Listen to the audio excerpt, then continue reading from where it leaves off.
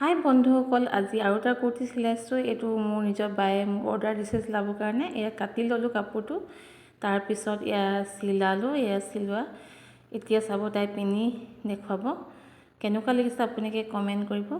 আৰু টেগটো বহুত ধুনীয়া লাগিছে, বহুত কমফৰ্টেবল লাগিছে। আৰু হাতৰ নেটটো মই ডিজাইনটো দি দিছোঁ এনেকৈ, আৰু ভাল লাগিছে। আপোনালোকে লাইক এটা কৰিব, আৰু তাইক বহুত মৰম লাগিছে। আৰু ভাল ভাল ভিডিঅ' দি থাকিম। আৰু আপোনালোকে মোৰ সুস্মিতা ডিজাইনৰ পেজখন ফ'ল' কৰিব।